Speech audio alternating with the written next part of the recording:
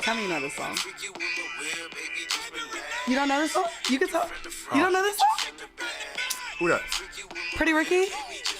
Closer, baby. I want to get to know. You have to know fucking Pretty Ricky. I'm so over it. I know who Pretty Ricky is. I can't say I got the album.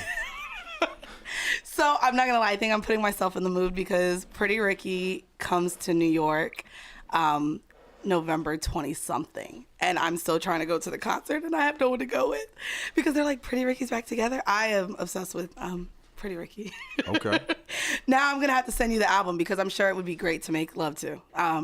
It's one of those type of albums. I can't throw it on in none of my movies. They'd sue the fuck out of me. Okay, so. well, personal. I only have sex on camera. I'm just playing. Yeah, I'm sure you are. Anyways, guys, I wanted to say hi. Welcome to yet another episode of Horrible Decisions. This is your girl, Mandii, and I am in the studio kind of solo. Weezy is still in Japan, but we had a guest who came up to the New York City area, and I was like, bro, we're getting him on the motherfucking show. She was supposed to call in, but she is super jet lagged, and she's been out there for like 2.5 weeks. So you guys just get to hear me and all of my rasp, but luckily I have someone to cut that outside, kind of, sort of.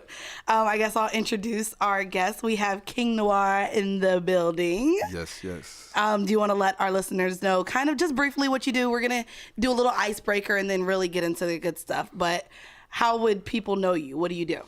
Well, I am one of the co-owners of Royal Fetish Films, royalfetishxxx.com. Okay. Jet Setting Jasmine, Body Altitudes, and some people probably know me from some music stuff, but I go by my actual name, Hassan Salam. So okay. Between all of that, you probably see me on X videos somewhere or Pornhub or whatever your jerk off spot of choice is. Where you rub one out to. Okay, ladies. so and you do a little bit of everything in the industry. So we're gonna get into that. That's kind of going to be the horrible decision, you being a man in the industry. We have yet to have, anyone like you on. So I think we have a lot of questions to come forward. But we're going to start with icebreakers. Sure. And so what we like to do with our guests, we either like to do Would You Rather or Have You Ever. Clearly, I'm not going to do Have You Ever with you because I don't think there's much you probably haven't done. So we're going to do the Would You Rather. And I got some kind of sex questions to make this fun. So would you rather only be able to have sex missionary or doggy style? That's actually a really good question. I would actually say missionary. Really? If I had one choice, because you could throw the legs up on the shoulders. That's still missionary, right? Yeah, that's still missionary. Okay. That's so crazy because of course I love doggy style. I would probably choose doggy style. I just think that missionary, if this is like for the rest of my life type situation, right. The thing about missionary is, for one, you could look in your partner's eyes and be all romantical and stuff, but also it's good for clitoral stimulation and also hitting the G-spot as well. You're very right. As soon as I said that, I thought of the intimacy level that differs between doggy style and missionary, and I guess you're right. I still like getting pounded from the back, but you gave me one or the other. You're right. That's a horrible it's choice would you to rather, make. This or that. You can't choose both. So here's a good one because you just talked about. That's like some Russian roulette shit right there. It kind of is. Well, all of these kind of are. So you just talked about clitoral stimulation. Mm-hmm. So the second question is foreplay only with your hands or foreplay only with your mouth? Mouth. I love to eat pussy. Okay. So, but you use fingers when you do it as well, and all of that. Yeah, but you gave me an ultimatum. You would choose the mouth. Okay. Absolutely. So here's a good one as well. Would you rather give up sex for a year or give up masturbating? You said no. Whatever that is. So you would give up masturbating for a year. That was the other one. I love myself and all, but still. You said no. I like the participation of sex. So you're not giving up sex for a year at all? I'm not. What's the longest you would give up sex for? Why? This is horrible. You didn't tell me about this line of questioning was gonna be so horrible. I know. For the longest I would give it up for, just whatever was natural. Like if I was just in a space where I wasn't having sex at the time. Okay. I know I go 2 weeks without sex and I feel like it's months. So I don't know about a year without sex. I'd be like, a year is terrible. I'd be telling my homegirls, I'd be like, girl, I haven't had sex in forever. They'd be like, girl, you was just with so-and-so 3 weeks. I was like, oh, Damn, I wasn't I? I be feeling it. I be feeling awful when I don't be having sex. So now we're gonna make it a little bit funnier. This is kind of gonna be not as stressful, not as horrible. Would you rather cry every time you had sex or burp every time someone kissed you? I'd rather burp because that shit would probably be mad funny at a certain point. And I have sex way too much on camera to be just crying all the time. That'd be a bad look. They'd be like, dang, right. This motherfucker's romantic comedies are awful. You're right. That's a funny one. That for me, I don't even know what that one. Maybe the burp. The burp part actually, would you know what? I don't get recorded on film, and because I like doggy style so much, they possibly won't see the tears coming down my face. That's a good idea. So I think I'm gonna take that. I would rather cry every time I had sex, and so this is gonna be the last one. Would you rather find out that someone you fucked was your long lost cousin, or that they were a brutal murderer? I'd rather them be a brutal murderer than your cousin. Yeah. But does that count as incest? Because if we have kids, they might have like web toes or a unibrow or something. That'd be. Wait, is that a part of incest though? Like cousins? Yeah. Does it go that far? It is. It's not just sisters, brothers, dad? I don't personally. I don't be hollering at my cousins. I don't know how I just you. didn't know if that counted because it's like, aren't cousins through like marriage and shit? I don't even want to bark down. Okay, we can't. Okay, I don't know how many generations. Okay, so incest is not cool. We know that you're not here for that. You know, it's a huge fetish online. Actually, incest porn is a big like thing. doing serious numbers right now. Really? But they're not actually related. You know, Well, I'm sorry if I of course. ruined No, somebody's yeah, fantasy you out there. definitely and shit, ruined the fantasy. That'd be crazy though. People were like providing their birth certificates and all Yeah, that, no, so I don't. family tree porn or something. I would be lying if I sat here and said that I did kind of click taboo porn sometimes. And that would definitely be that. Unfortunately, and this is just on a sexual manner, I don't want to offend anyone listening, but I have this kind of rapey fantasy.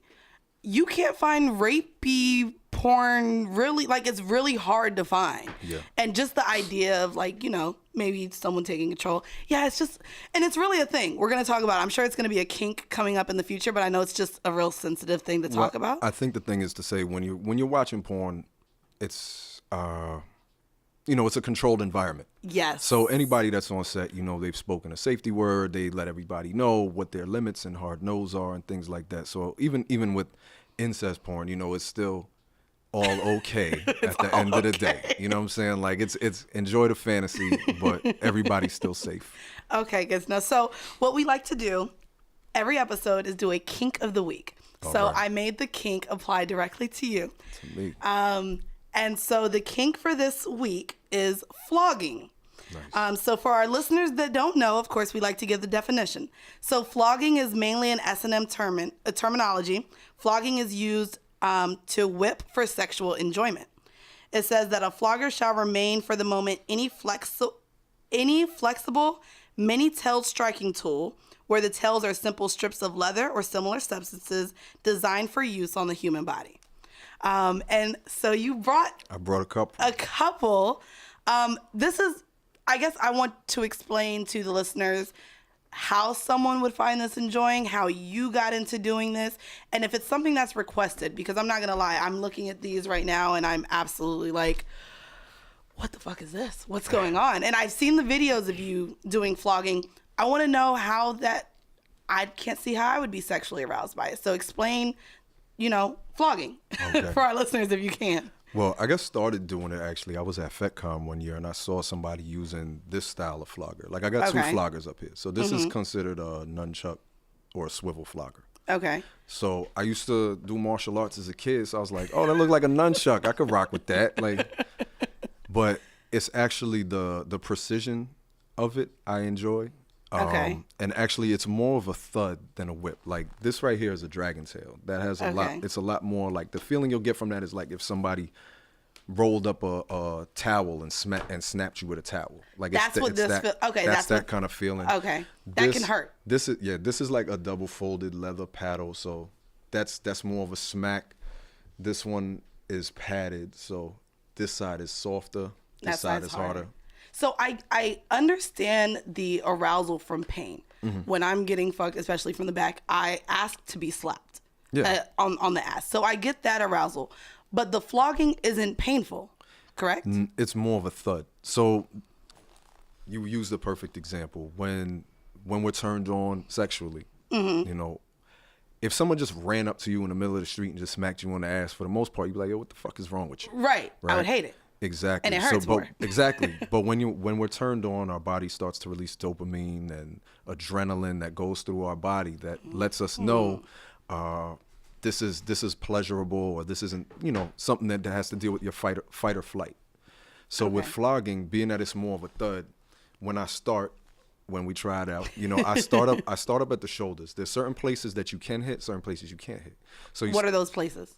I got you. Okay. So we start up at the shoulders, because the shoulders, there's muscle up there, and it's the closest spot to your brain. So when it starts releasing all that adrenaline and dopamine, it starts to relax you. So it's kind of similar. I think it's like shiatsu massage, where they kind of do this. Right. It's very similar to that. Okay. So just that in itself is relaxing to people. So that's part of where the arousal comes from. And then when you work your way down, you skip all those vital organs. You don't hit the spine. Okay. Right when you get to meaty parts of the body. The ass. The ass, right. The thighs. Some women specifically like to get flogged on their breasts. Okay. So when you get down to that area, there's something that we have down there, both men and women. It's called the pudendal nerve. It's for men. It's where this it's is real scientifical. God damn, I didn't. Shit. You know, shit. Scientifical a word. It is, right? Okay. Nah, I don't know. But it's like okay. for men where the taint is, or for women where the lady taint is. You know, there's a nerve right there that when it feels like vibes, it's the same kind of thing as when you get spanked. When you're feeling turned on, it sends that nice little shockwave through your ass and through your insides. Okay. So it's that same kind of feeling. So if you start getting flogged the right way, it starts sending them same kind of waves through your body. Just like there's a proper way to spank. Like if you spank up as opposed to spanking down or side, or there's different ways to send different sensations through the body. So it's rhythmic also. Like the same way you like getting pounded when that nice rhythm is going. Right. It's the same thing. Well, I'm also really big on communication. Like normally I ask to be, you know, slap my ass. I tell them, is this something that normally a female would ask a guy to do, or is this something that a guy normally introduces? It could go either way. It could go either way with this. Okay. It's usually a dom sub kind of thing, but there are people I know who like getting flogged that wouldn't consider themselves to be a sub. Okay. They just like the sensation and the feeling of getting flogged. And it could be something that for you who said earlier that you're not like really into being a sub or anything. Yeah. You can still speak on like, if with the person that you're working with, if you're like, yo, don't just tell me what to do or whatever, like you can still be communicative with your partner. Like, this is what I want to try. Please don't go past this limit. You know, when I work with people for the first time, I'm asking them what their pain tolerance is, or, you know, if let's say you have an injury, things like that. There's certain questions I'm going to ask you to make it a pleasurable experience. Lethal Lips came on the show, and we discussed the scene with you, and she actually said it was one of the most enjoyable but also mentally hard scenes for her because she's more dominant. Yeah. And she actually had to be submissive to you. How does that work? Are you ever submissive to a woman, or are you constantly the dom in the bedroom? Like, you know what I mean? Like, as a man dom, are you always dom? I think, well, the scene with Lethal, it was something that we both spoke about. It wasn't like I just showed up there and was like, you about to submit. You know? It wasn't nothing like that. It was we discussed, like, usually with a lot of our scenes when we work with well-known actors and actresses. She's well-known, yes. You know, we like to say we want to try something that you've never tried before, or a fetish that you're really into that, you know, maybe you haven't done on film that you love in your personal life, to show the real honesty in your sex. So she was like, you know, I've thought about it. I kind of like that chain thing that I seen you use before. So it's kind of like that. But me, I'm not a sub, but I do work, I guess, where you would say like a equal level. An equal level. Yeah, okay. I don't sub, but there is a certain amount of power in submission as well, because a person who's a true dom, like, I'm considered more on the sensual side of dominant. I don't do dominant. I don't dominate to cause injury or hurt. Right. That's not my style. I do it because I enjoy pleasing so much. Okay. So it's like I look at it like a blank canvas. Okay. So if a woman is willing to give me her body, and allow me to just try to take her to different levels of pleasure and pain and ecstasy and all of that, then you still control the scene of having your safety word. Right. You still control the scene of even just being there and allowing me to paint this picture. So you mentioned that you spoke with Lethal Lips before. You speak with everyone. So something that you do, you consider yourself a master fetish trainer. Correct. So I want to talk about what you do when you come into the bedroom with couples, because not everything you do is on scene. Correct. It's not on film. Not everyone can see what you do. Mm-hmm. So I wanted to get into this part of the industry that you're in. Yes. So couples pretty much ask you to help them in the bedroom. Yes. What do you do? How do they approach you about that? And what exactly do you do to help them? Are you fucking the couples, or are you, I don't know. You do a lot of shit. So I explain to our listeners what a master fetish trainer does. Well, the best way to describe a master fetish trainer is everybody has a fetish. I agree. But a lot of people don't know what that is. They don't know how to discover what it is, and they don't know how to live it.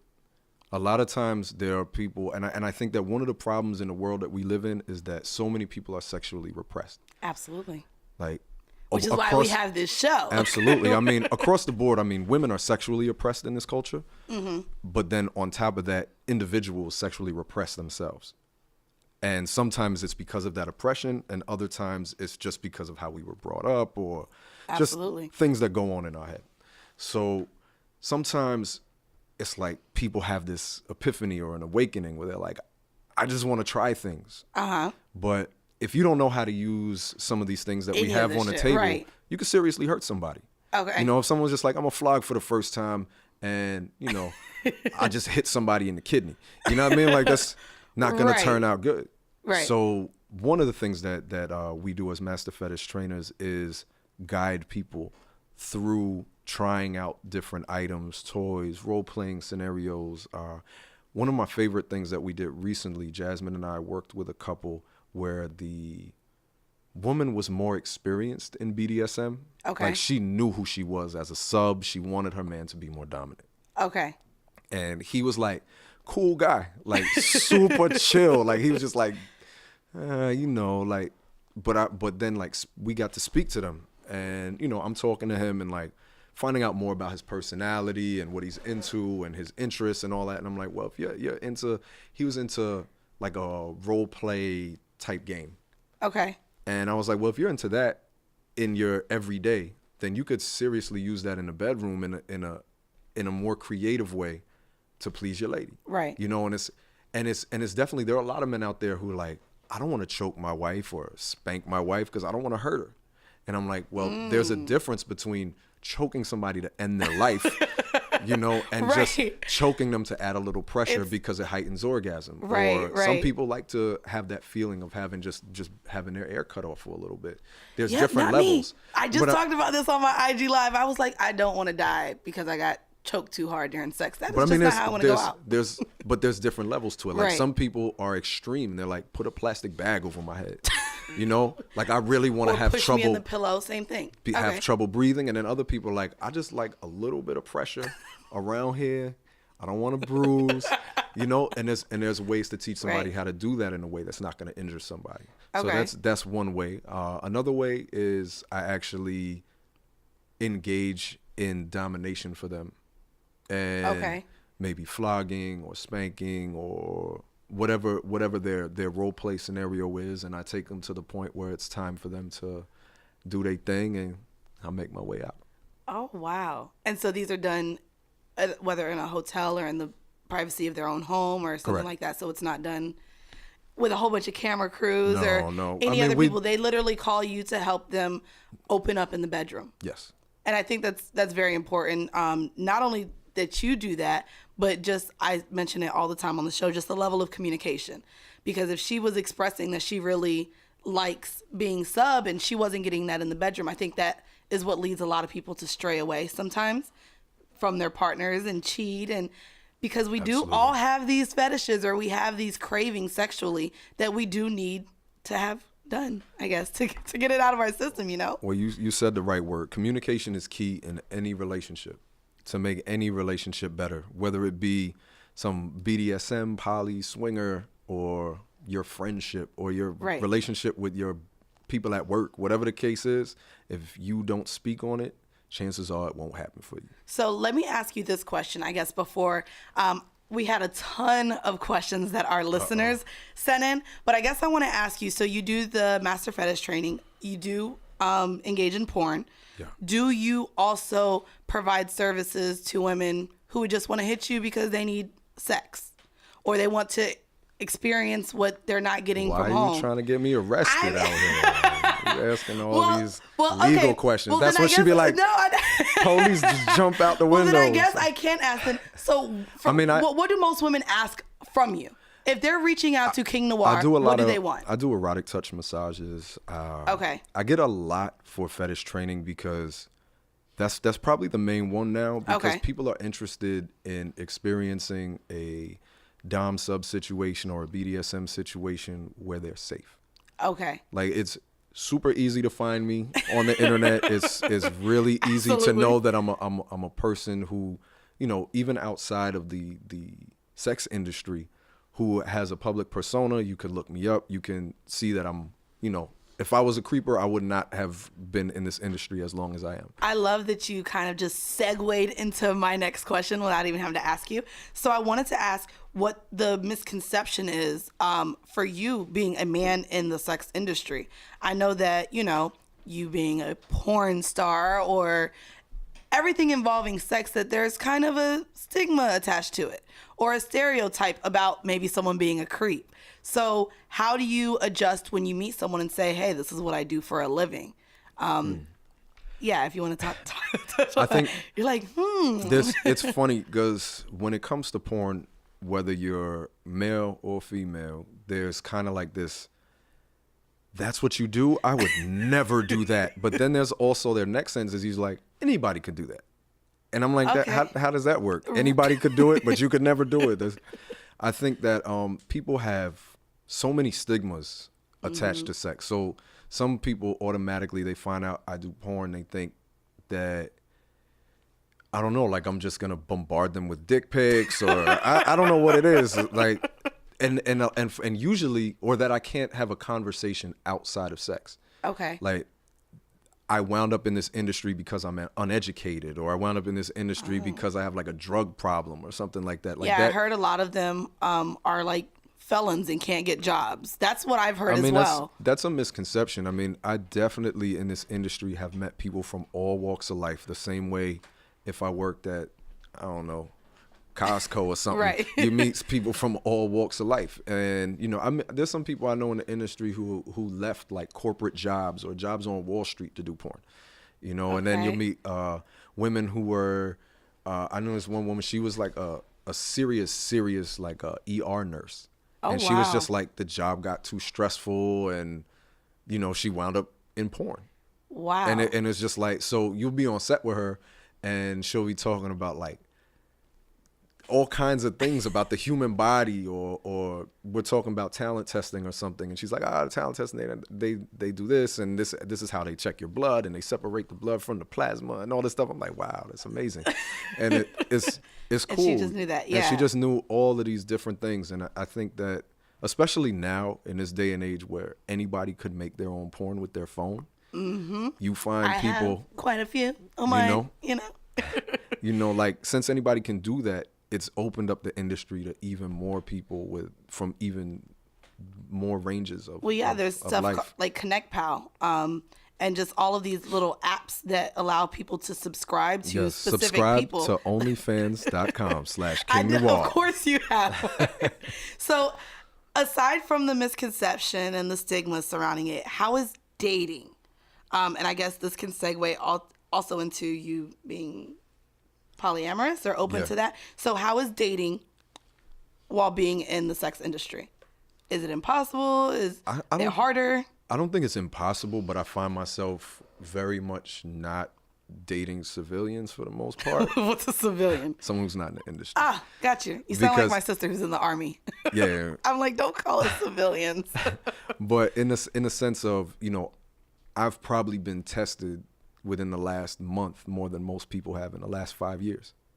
Okay. Most people do not get tested. No, absolutely. And to me, it's like, I don't want to ruin my career. Right. You know, so that's very important to me. And then also just how when you get to those stigmas where, and it's funny, I actually get more stigmas for being polyamorous than I do for being in porn. But the main one from porn that I get when I meet women is that they somehow have to save me from being in porn. Oh, that sounds like men trying to save strippers. Yeah, almost. And I'll be like, I don't want to be saved. So you're not currently looking because you are in a polyamorous relationship, correct? Looking for like I guess. I mean, like, how does that work? Yeah. So I guess break down, because we have. So I'm into kind of the swinger lifestyle. That's kind of what I would prefer. And Weezy is in some sort of open relationship. We've been tackling as far as what exactly it is, in comparison to, I guess, polyamory. Okay. So can you break down for our listeners what polyamory is and then how it works from the male perspective? Because we have yet to have a male on here who's polyamorous. Well, polyamory just basically breaks down to loving more than one person. Okay. So I believe for myself, and this isn't something that, you know, I think all humans or whatever, like for me, I'm just the type of person I like to get to know. I like to get to know people. I like to meet women and like really know them. Okay. Which, you know, I've done swinging thing, and swinging is cool for me too. You know, my partner Jasmine is more of a swinger. Okay. I'm poly. So I'm more like, you know, I'll go out on dates or go hang out with people that I like or whatever. And I guess I'll break that down real quick. If we're really digging each other, then there is the possibility for having a relationship with that person. So Jazz, on the other hand, when you say she's more into swinging, she's not looking for that emotional connection. No. As you are, which I guess, to break down to our listeners, that's the kind of difference between the swinging and the polyamory. Yeah. Is these people, not only are you engaging in sexual activity with, you do want to know them and like them personally. Yeah. As far as swinging, you're just like, okay, well, fuck, and I don't care to know your name. I don't want to know anything about you. I think for me also, because, you know, I started off like going to swingers clubs and all that kind of stuff. But it's like now that I'm shooting more films, it's like that aspect of like, hey, hello, how are you? We get it in and we gone. Like I get that from work. Okay. So like if I'm gonna spend time with somebody, you know, I'm not really just trying to jump into bed with them, because, you know, I just also have this thing now where it's like I get satisfied on that aspect of getting to know the person.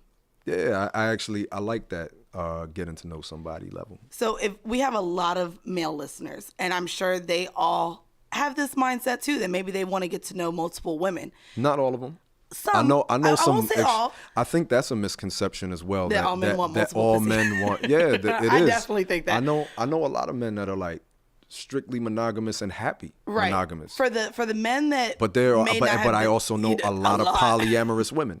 You know, so I think it's a misconception to just group men are this way, women are this way. Women too. I think that it's just society-wise, it's accepted for men to be like that, and women aren't. Women are looked at differently if they're like that. So if a man wanted to try this for the first time, or feel like maybe he feels like he really relates to you and everything you're saying, how should he approach a woman? How do you approach women to let them know that? Honestly, of course, and just let them know. But most people don't. No, you're most people aren't honest, whether it's monogamy, polyamory, swinging. Most people are lying their ass off. You're very right. So I think if you're polyamorous, for one, you have to be honest with yourself in the sense of, can you also have your partner go out and date other people and sleep with other people? Because it's not polyamory if you out there dating everybody and you forcing your significant other to only be with you. Which that happens a lot. You're just an asshole now. Now you're just an asshole. Now you're just an asshole. So from the other perspective, what is normally the reaction when you're meeting women and you have to let them know, I do have a partner, but my partner allows me to have other partners? What is kind of the exchange when that happens? You let them know up front? I let them know up front, because I don't want to waste my time. Okay. Because you don't want to get like down the road and you're like, oh, by the way. Right. You know what I'm saying? Right. That's one of the things that I think is problematic, and why, you know, people wind up in these cheating situations, because they're being sneaky with who they are. Absolutely. So I think this is where I run into a lot of the things, because I don't really date as much as I used to. Okay. Because I'm super busy with work and all this other stuff. So meeting somebody is very specific to me. Like I know what I'm looking for in a person. So, you know, if I meet a woman and tell her that, usually if their response is some kind of as if they're going to be in a competition with my partner, then nah, I'm good. Okay. I'm walking away from that. Okay. Or if I think most women don't get past a certain point because they don't see that it is, to me, like a inclusive thing. It's not an it's I don't want the women to have an issue with one another, because, you know, if Jasmine was dating somebody, I don't want to have a problem with dude. Like, we should be cool. You know, there shouldn't, not saying we got to hang out and shit. Right. But it should be at least respectable, because if not, then how are you honoring the relationship that I'm already in? Right. So there has to be a respect and an honor for the relationship I already have. And if it can't happen, then it won't happen. So when I speak to a lot of men on this, they do exactly what you said. They think that they want this open relationship or polyamory relationship, but they're like, but she can't fuck other guys. She can fuck girls maybe, but not other guys. Mentally, where are you with allowing, I guess I would say? How does it work? Yeah, how does it work? I don't allow any human being to do what they do. Anything. I am not interested in owning, controlling, or telling anybody what to do, except when we are in a dom sub situation. But in your everyday life, that's your business. Right. And you should do what makes you happy. And so I want to see a partner. I want to see my partner happy as she can be, regardless of whether we have been dating for years, we committed, or we just met. I want that person to be happy. And for me, I don't think that one human at all times can fulfill everything another human needs. This is where the poly aspect is different, because I don't think it's just about sex. It's about just in general. Like there's certain people, like me and you might vibe on something like really well. We were just like, yo, all of our music is the same. And then you find out I don't listen to Pretty Ricky. And then you're going to have to go to that Pretty Ricky concert with somebody else. So why would I hate on somebody else going to enjoy what makes you happy? You know what I mean? Like that, to me, that's what it is. Okay. And it's not always sexual. Like I might meet somebody and we'll be cool and we'll vibe and we'll have some kind of emotional connection or intellectual connection. And we don't particularly have to have sex. Right. But we might have an intimacy with our conversation, or we might have an intimacy with, you know, just the time we spend together. It doesn't exactly have to be about fucking. This sounds really actually good, and it makes sense. And I actually feel like the huge problem with why people can't think this way, I guess, two factors: ego and insecurity. Facts. Because I've heard a lot of guys say that it would fuck up their ego to know that they can't fully please a woman in every aspect, whether it's sexually or conversationally, and then to know that they have to go out and get that from somebody else, that kind of bothers people. And then the insecurity that they're not perfect for this other person. But I also don't think that, I think perfection is perfect in its imperfections. Absolutely. Okay, that was just too much. Right. So ain't nobody too like. Well, I'm just saying, like, nobody's too deep there. nobody's perfect in the sense of, like, you're not gonna find someone that likes every single thing that you like in every single moment that you like it. Agreed. You're not gonna find that. But the person that you do find that you love, or you lust, or you have this passionate, intimate connection with, is perfect in that moment. It's perfect in that time that y'all are together. Okay. But like trying to think that, you know, we put so much pressure, and I think someone I was speaking to recently says that, you know, human beings put the highest value on intimate love with your partner. Absolutely. But there's all kinds of other loves that are out there. So enjoy all of the love, and then you won't put so much pressure on your partner. Because if you go hang out with like your cousin right now. I mean, I don't know, because we talked about cousins. We talked about cousins before. I don't want to sleep with any of my cousins. Let me go ahead and throw that out there. I'm also not into incest. I'm just messing with you. But like, you know, if somebody goes to hang out with their family member, you have love for your family. Right. You got love for your peoples, or whatever the case being. You if somebody was like, I'm jealous of you hanging out with your brother, like what? Right. You know That's what I'm kind saying? of crazy. So we have this thing that when somebody is in a relationship with us, that we possess them. No, and then absolutely. that's not love anymore. So I have a question from a listener, but I guess I'm going to ask you to break it down. She actually said, do you engage in open or closed poly relationships? Do you know if there's a difference or what that even means? What's the difference between an open and closed poly relationship? She might be specifically talking. I mean, I would think that if you're in a poly relationship, okay, some people in an open relationship like to share with their partner or tell their partner like X, Y, and Z. And other ones, it might be like, I went out, this is the person, we did this, that's it. Okay. You know, so maybe she could mean along those lines. Okay, that would make sense. That would absolutely make sense to me. Okay. It's funny because everybody's different. Like, right. Like, for me, like Jazz, she when she shoots a scene or something like that with somebody else, I'm like, oh, tell me all about it. You know what I mean? I'm like, I'm gonna go watch that shit when that shit come out or whatever. You know what I mean? Like I'm very comfortable in that way. Okay. But then I know other people who are poly that's like, I just want to know that they're safe. You know what I mean? Because even in the swinging part of thing, I think that's the thing. Like, I've had guys say, I could never see you with another man. And you're sitting here saying you want to fucking see the scene when it's done. So hell yeah. And I love it when she watched me too. Mentally, is there something that you do to prepare yourself? Like if a man did want to go to a swingers club or engage with a couple and there was swapping happening, is there any type of advice that you would give a man to? Same thing I said before. Be honest with yourself. Okay. You know, if whenever you're in any of these relationships, sit down with your partner, have a conversation about this is what I can do, this is what I can't do, this is in the middle for me. There's some gray area. We'll see how it progresses. And how you feel sexually today might not be how you feel sexually a month or a year from now. Like sex is something that's constantly evolving. And that's one of the good things about just being alive and trying new shit, you know? So I would say if you know you can't, don't pretend that you can, you know, especially when it comes to seeing your partner with somebody. And it's another thing, like it's funny because all this always leads to like horrible threesome stories that I've heard from people where it's like, yeah, I was so into it until I realized like she really, really liked eating pussy. And I was just sitting there by myself. It's so funny because I think that happens a lot with threesomes where they think they're ready mentally. And then when they're put into the situation, it's just like, what am I doing? What am I doing? What am I doing? What am I doing? Could you think of any crazy stories or anything that kind of rings a bell maybe when that happened?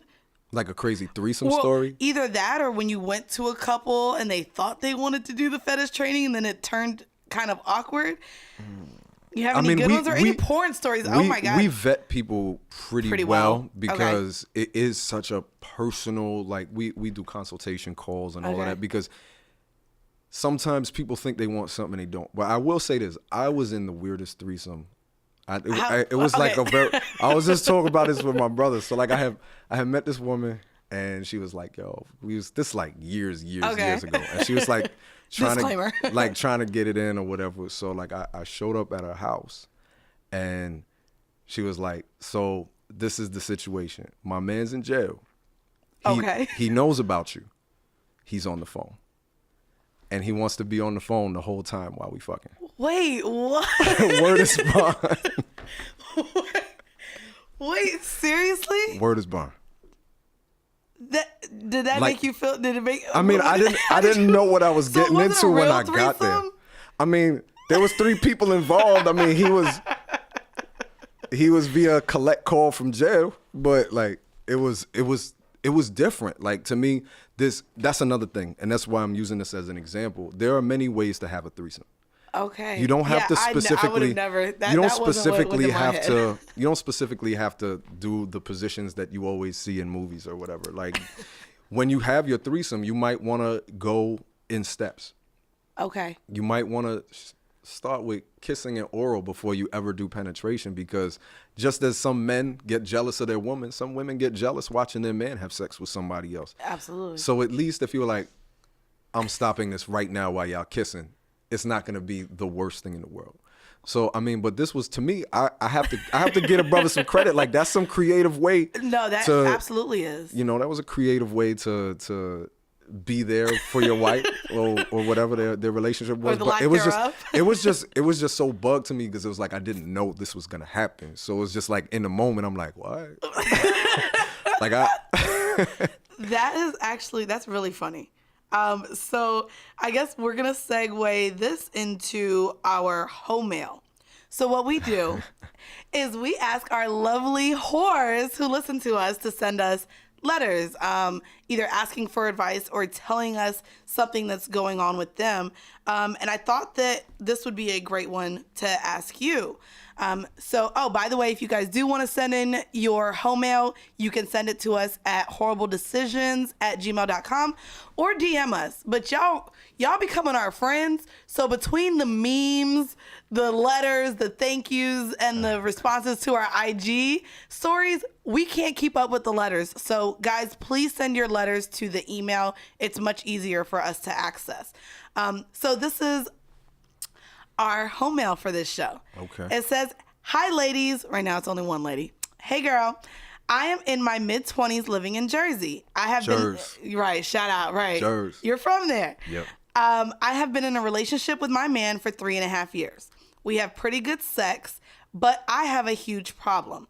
I have some hormone issues. Luckily, it's not too serious, but my hormones cause me to have a very, very low/non-existent sex drive for most of the month. During my period, my sex drive is way higher, but I would prefer not to fuck on my period." Yes, girl, because that is a bloody mess. "My man, no, I hate bloody sex. My man knows about this, and he never forces me to do anything I don't want to do, but I also know a man has needs. I want to fuck him more often, but it's hard to get into it when my drive is so low. Sometimes I watch porn when we're engaging to get me going. I don't want to do this every time we have sex. Do you have any suggestions as to how I can get my sex drive up? And are there any aphrodisiacs that you guys know that actually work? Please get back to me. Thanks. I love y'all." That's a good question. Good question, right? Mm-hmm. I would say don't spare the romance. Okay. And actually, by what? I mean, what do you mean? Just in the sense of, I think a lot of times when we think about being in the mood, it's being like put on the spot, especially if she has hormonal issues and things like that. Just try to make it something that lasts. It doesn't exactly always have to end in penetrative sex. Okay. There's other ways that you can please him. There's other ways that y'all can keep that fire going instead of just kind of like cold turkey, like, hey, I'm not in the mood. Yeah. Right. You know, I think that works. Definitely have him, work at turning you on. Right. And I guess I kind of want to add a question in there that relates to this. What about when you're maybe not done? What do you do if you have a partner who comes